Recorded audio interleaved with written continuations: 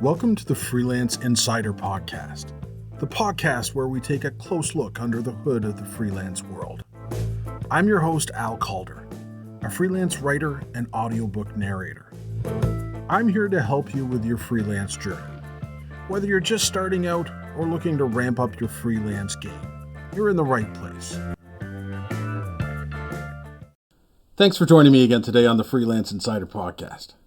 Okay, so you found your niche. You're excited about the work, but how do you actually price it? That's something I've personally struggled with a lot. It feels so much easier to just say, here's my hourly rate, but deep down I know it's limiting my earning potential. First suggestion, ditch that hourly rate altogether and embrace value-based pricing. I get it can feel scary at first. But trust me, it's like breaking free from that income ceiling many freelancers struggle with. With an hourly rate, you're essentially selling your time. But with value-based pricing, you're selling the outcome, the results you deliver. So instead of saying my rate is $50 per hour, I might say, I can create a marketing strategy that will increase your website traffic by 20%, leading to X number of new leads. You're framing your service in terms of the values they bring to the client, not just the hours you spend on them. So it's about positioning yourself as a problem solver, not just a task doer. And that makes it easier to justify higher rates, because you're not just selling your time, you're selling a transformation. Consider looking back at past clients and seeing how your work tangibly benefited them. Did you help them increase sales and improve their brand awareness? How about putting together case studies to showcase those results? It's like showing, not just telling potential clients how you can help them precisely. Tailor your offerings to really showcase that value. Instead of just listing tasks, you're framing them in terms of the benefits they provide. It's about painting a picture for the client of how their business will be transformed by working with you. It does take confidence. And that confidence comes from knowing your worth and understanding the value you bring to the table. This ties into another key theme, the power of saying no. It's important to be selective about the work you take on. It's easy to fall into the trap of saying yes to every project that comes your way, especially when you're first starting out, right? But as you scale up, your time becomes even more valuable. So saying no to projects that don't align with your goals or expertise frees you up to pursue those that truly resonate with you and brings you closer to your vision. A proposal might look great on paper, but if it's not contributing to your wider vision, it's not worth it. You can't be everything to everyone.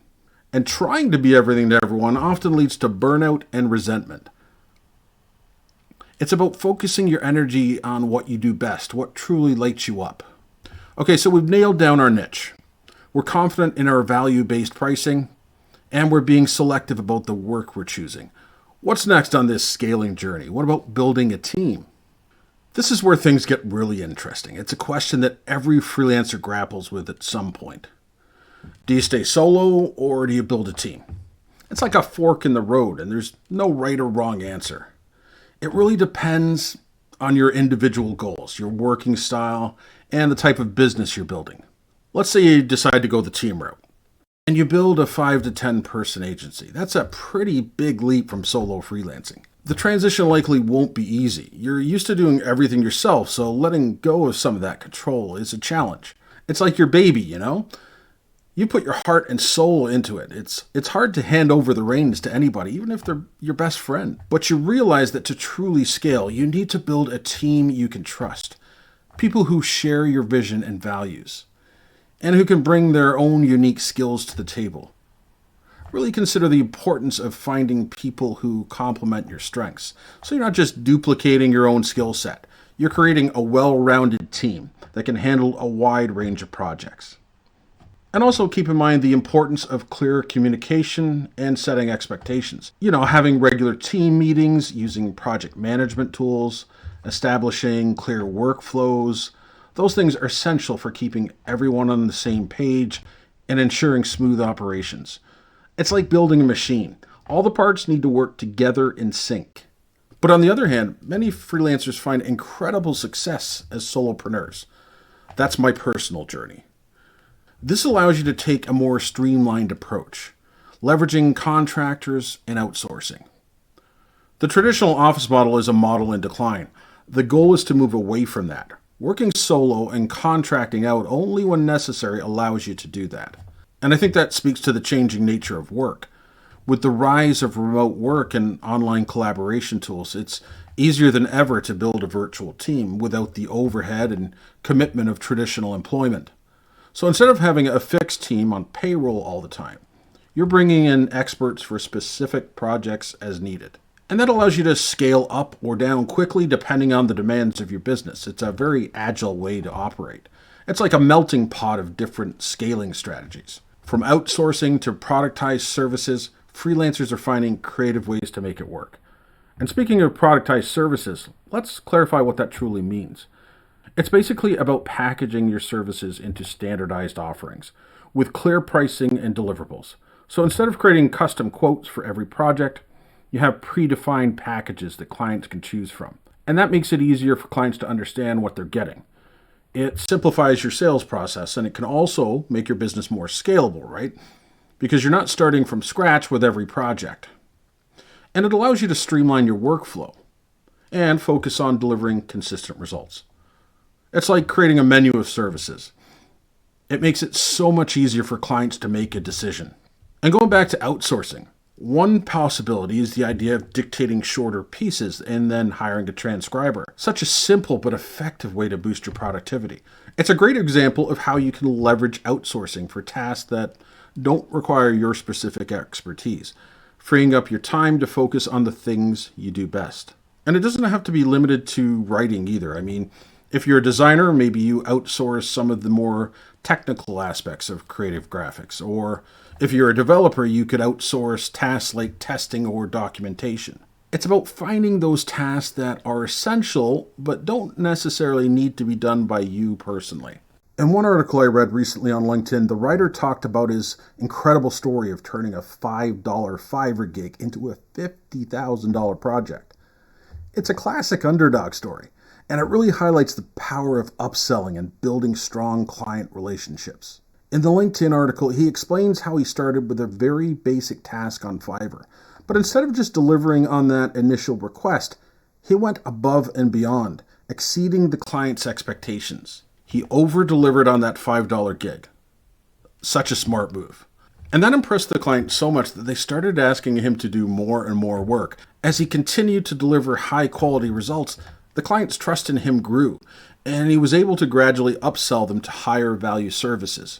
It's like he planted a seed and then nurtured it into a flourishing tree.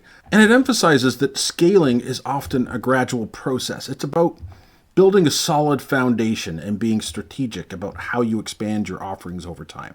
So it's not always about landing those huge contracts right out of the gate. It's about building trust, proving your value, and then strategically positioning yourself for those bigger opportunities.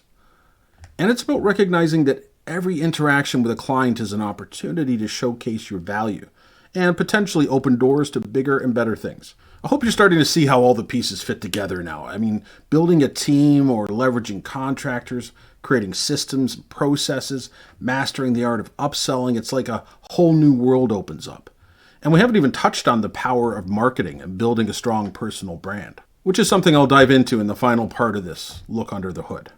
Let's dive right into the world of marketing and branding for freelancers. It's where we get to unleash our creativity and really showcase what makes us unique. It's interesting how this topic kind of ties together everything we've been talking about. Think about it.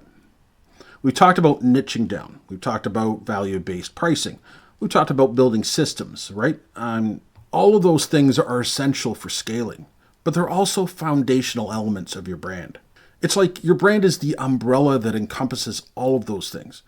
And when you get it right, your brand becomes this powerful magnet that attracts the right clients and repels the wrong ones. That's the dream, right? It's to only work with clients who are a perfect fit. And it is achievable, but it all starts with understanding what your brand actually is.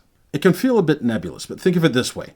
Your brand is essentially your reputation. What do people think of when they hear your name or see your business online? It's about the impression you make both online and offline. It's about the way you communicate your values, your expertise, your personality, everything that makes you, you. So it's not just about having a fancy logo or a catchy tagline. Those things can be helpful, but they're just the surface level. Your brand goes much deeper than that. It's about the experience you create for your clients, the quality of your work, the way you interact with them. It's about creating a cohesive and consistent experience across all touch points. It's so important to have a clear brand voice. Your brand voice should reflect your personality and appeal to your target audience, right? It's even a good idea to consider creating a brand style guide to ensure consistency across platforms. It's like having a roadmap for how to communicate with the world. Let's take a look at some tips for building an online presence that reflects your brand. It's important to have a professional-looking website that showcases your best work. That is a must in this day and age. It's like your online storefront, but you also need to use it to create valuable content that establishes you as a thought leader in your industry, like writing blog posts or articles, or creating videos or podcasts like this one, whatever format resonates with you and your target audience. And of course, social media plays a big role in all of this as well. But it's important to be strategic about which platforms you use. You don't have to be everywhere. It's better to have a strong presence on a few key platforms than to spread yourself too thin. So if my ideal clients are on LinkedIn, for example, that's where I should focus my efforts. And it's not just about posting randomly. It's about creating content that's engaging, informative, and relevant to your audience. It's also about providing value and building relationships. And that takes time and effort, but it's essential for building a strong brand that attracts the right clients. You know, with all this talk about building a brand and marketing ourselves, it's easy to get caught up in the hustle and forget about the human element. It's important to remember that we're not just cogs in a machine. We're people with passions and values and lives outside of work. It's so important to find that work-life balance. It's not always easy, granted, especially when you're passionate about what you do, but it's essential for long-term success and happiness. Strongly consider setting boundaries and prioritizing self-care. It's so important. It's easy to get caught up in the 24/7 hustle culture of freelancing, but we need to make time for ourselves to recharge and reconnect with what matters most. And that's part of building a sustainable business. It's about creating a work life that supports your well-being, not one that drains you. That brings us back to the growth mindset we talked about earlier. It's about embracing challenges as opportunities for learning and being open for new possibilities. The freelancing world is constantly evolving, so we need to be adaptable and willing to embrace change. And that applies to our brand as well. What works today might not work tomorrow. So we need to be flexible and willing to adjust our approach as needed. It's all about continuous learning and growth. So as we wrap up this look under the hood of scaling your freelance business, I hope you're feeling incredibly inspired. We've covered so much ground, from niching down and value-based pricing to building systems, embracing community, and crafting a compelling brand. And remember, it's not about doing everything perfectly right away. It's about taking one step at a time and celebrating the wins along the way. It's about creating a business that you're truly passionate about, one that allows you to live a life of freedom and purpose. And that's something we should all strive for. Thanks for joining me for this episode, everyone. I hope you found it valuable and inspiring. And remember, you got this. Thanks for tuning in to the Freelance Insider Podcast.